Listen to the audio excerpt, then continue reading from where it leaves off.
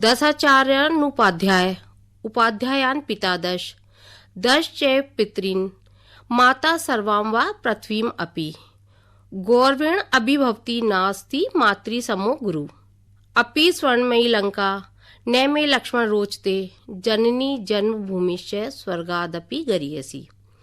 एवं एव अन्यानि बहूनि पद्यानि मातुः महिमनम् आधिक्यं मातृशक्ति महत्वं तस्या गौरवं च प्रदर्शयन्ति उद्घोषयन्ति च। संसारे अस्मिन् मातुः श्रेष्ठं किमपि अन्यत् न विद्यते। अस्माकं भारतीय संस्कृतौ साहित्ये च सर्वत्र मातुः माहात्म्यं बहुशः प्रतिपादितम् अस्ति। यतोहि जननी माता वा गर्भधारणात् प्रसव पीड़ा पर्यन्तं कष्टं सहमाना संततेः पालन पोषणयोः स्वकीयं दायित्वं निर्वहन्ति सदैव संततिं रक्षति। अथाय ममता सागर स्वरूपिणी माता संततिं प्रति प्रीतिं समर्पणं वात्सल्यं ममत्वं धारयति। गर्भधारण कालात् प्रसव पर्यन्तं सा ऐसे पीड़ां सह्यमाना अपि सदैव प्रसन्नमना तिष्ठति न स्वकीयं पीड़ां कस्यापि समक्षे निवेदयति। सर्वं सहर्ष स्वीकुर्वन्ति सततं दत्तावधाना सा संतते सुखाय प्रसन्नतार्थम् एव प्रयत्नशीला भवति। सा विविध प्रकारेण संततिं पालयन्ति पोषयन्ति मोदते। शैशवावस्थायां सा संततेः मलमूत्रं शरीरं प्रक्षालयति लेशं न गणयति। सा सदैव संततेः सुखे दुखे सहभागिनी भवति। एवमेव अनेकानि कारणानि सन्ति येन मातुः वैशिष्ट्यं पितुरपेक्षा तस्या गौरवं महत्वं च दरीदृश्यते। मातेव बालकस्य प्रथमो गुरु भवति यतोहि सा एव बालकं दैनिक क्रियासु परिवारे गृहे एव बहुशः बालकं शिक्षति। लोक व्यवहारस्य ज्ञानम् अपि संस्कारान् अपि च बालकः सर्वप्रथमं परिवारे स्वजनन्या एव ज्ञायते बोधयति च। अतएव माता प्रथमो गुरु उच्यते।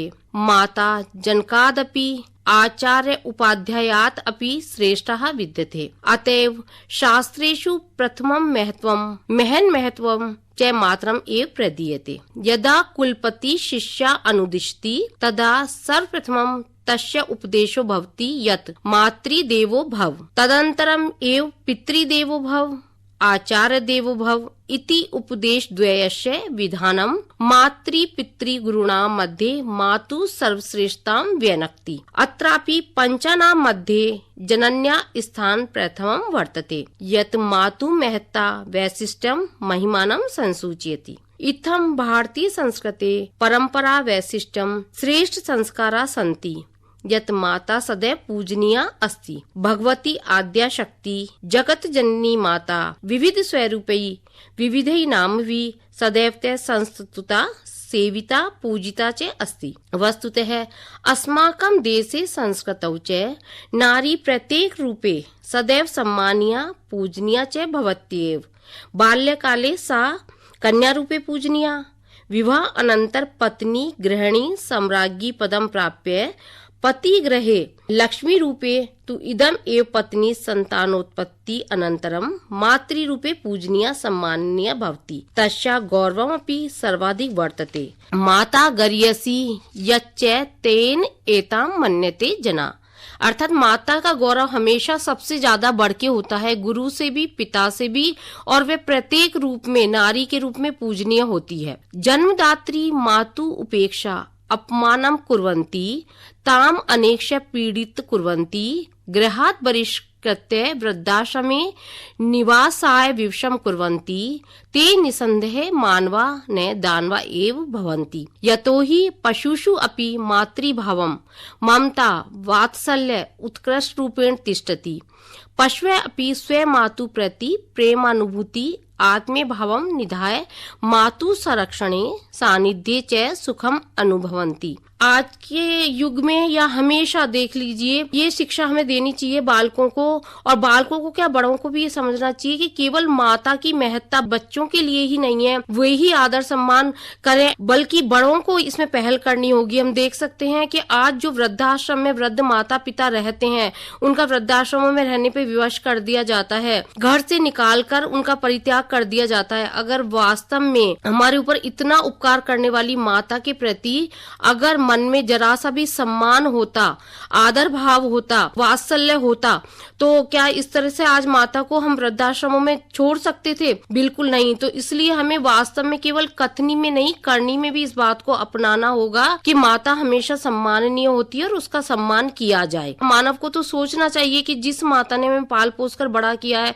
इतना कष्ट सहकर जन्म दिया है, पूरा जीवन अब संतान के लिए समर्पित किया है, उसके प्रति हम दुर्व्यवहार कदापि ना करें। मानव तु सृष्टे सर्वोत्तम विवेकशील प्राणी अस्ति, तथापि स यदि पशुते अभि निकृष्टम पतित आचरणम मातु प्रति कुर्वन्ति तहिर इदम निंदनीयम धिक्कारणीयम अस्ति। यत् स मातु अनादरति ताम तस्य एव गृहात् निष्कासयति। स्व स्वार्थ वशीभूत सन स मातु संपदाम अपि स्वाधीन कृत्य ताम बहुशः पीडयति। मानवस्य इदम आचरणम कृत्यम च भारतीय संस्कृते सभ्यता अनुकूलम न प्रत्युत प्रतिकूलम कलंक स्वरूपम सिद्ध्यति। तथापि इदम मातु महानता एव अस्ति यत् संतति ताम प्रति कियंतम अपि अनुचित आचरणम व्यवहारम करोति, परंतु माता कदापि संतते प्रति हानि करो पीड़ादात्री न भवति। अतएव कथितम कुपुत्रो जायेत क्वचिदपि कुमाता न भवति। इदम सत्यम अस्ति यतो हि जगति दरिद्रश्यते यत् कुपुत्रो भवतु नाम, परंतु माता कदापि कुमाता न भवति। बहुशः मातु महिमा महानता विलोक्य एव कथितम यत् मातरं प्रति देवता बुद्धिं कुरु। अतः वेदस्य स्पष्टम आदेशम अस्ति यत् मानवेभ्यः यत् मातृदेवो भव। मातृस्वरूपम नार्या दायित्व परिपूर्णम उत्कृष्टम स्वरूपम अस्ति। वस्तुतः माता सदैव सम्माननीय पूजनीय भवति, परंतु ताम विशेष सम्मान प्रदानाय मातृ दिवस मदर्स डे रूपेण एकम दिनम अपि निर्धारितम। यह प्रतिवर्ष मई मासस्य द्वितीय रविवासरे रविवार मन्यन्ते जना। सर्वासां मातॄणां सम्माने तासां गौरवमयी मातृत्वार्थम दिवसो अयम मातृदिवस सर्वाभ्यः मातृभ्यः समर्पितम् अति गौरवपूर्णं दिवसं च अस्ति। अस्य दिवसस्य सार्थकता औचित्य तदेव सफलं भवति भविष्यति च यदा जना हृदय मातरं प्रति प्रेम सम्मान पूज्य भाव सुख प्रसन्नता आदि सर्वं प्रति स्वार्थं परित्यज्य कर्तव्य पालनं कुर्वन्ति। अन्यथा मातृ दिवसस्य कोऽपि औचित्यम् अभिप्रायं न। यदि वृद्धावस्थायां माता स्वसन्तते दुराचार पूर्ण कृत्यैः दुःखी पीडिता भवति, वृद्धाश्रमे आश्रय शरणं वा प्राप्य परिवारे सति अपि ऐसा है परिवार रहित एव निवसति। जगति तले यह सुख संतोष शांति प्रेम मातृ छत्र छाया तस्या सानिध्ये संरक्षणे अस्ति तत् न कुत्रापि संभवति। परंतु बालक युवा प्रौढ़ सर्वेषाम् इदं परम कर्तव्यम् अस्ति यत् ते मातॄणां प्रसन्नताया अपि समुचित रूपेण सम्यक रूपेण च अवधानं देयम्। मातु सेवा शुश्रूषार्थम् उद्यता भवेयुः। अस्य कृते परमावश्यकम् इदं यत् बालका जना संस्कारवान् स्यात्। यदि मातरं प्रति आदर सम्मान श्रद्धा पूज्यता अस्ति तहि नास्ति अन्य कस्यापि पूजनाराधनाया आवश्यकता। यदि माता के प्रति सम्मान है आदर भाव है तो हमें किसी भी अन्य जगह पूजा पाठ करने की आवश्यकता नहीं। इसका तात्पर्य नहीं कि हम पूजा पाठ ना करें, लेकिन माता का अपमान करके उसको दुखी पीड़ित करके घर से निष्कासित करके यदि कोई पूजा पाठ किया जाता है तो वह सब निष्फल हो जाता है। इसलिए सबसे पहले माता की सेवा सबसे बढ़कर है, उसकी सुख प्रसन्नता का ध्यान सबसे पहले है और सारे काम बाद में। अस्ति तहिर नास्ति अन्य कश्यपि पूजाराधना आवश्यकता। यतो हि मनुष्य स्व कार्य व्यवहारेण सदाचारेण यदि मातरं प्रसादयति तहिर च संपूर्ण लोकस्य पृथ्वी च पूजा आराधना संपाद्यते। अतएव उक्तम शास्त्रे प्रीणाति मातरम येन पृथ्वी तेन पूजिता। मतलब जिसने माता को प्रसन्न कर लिया उसने सारी पृथ्वी की पूजा कर ली, ऐसा हमारे शास्त्रों में भी कहा गया है। पारिवारिक वातावरण, संस्कारः, शिक्षा, अन्यान्य कारकाच मातरं प्रति बालकस्य दृष्टिकोण निर्धारणे महत्वपूर्ण भूमिकां निर्वहन्ति। प्राचीन शिक्षा पद्धति परिवेश संस्काराश्च भारतीय संस्कृतेः अनुकूलम आसन। अतः मातरं प्रति जनानां हृदय सम्मान, श्रद्धा, मातरं प्रति श्रेष्ठ दृष्टिकोण व्यवहारस्य व्यापक रूपेण भवति स्म।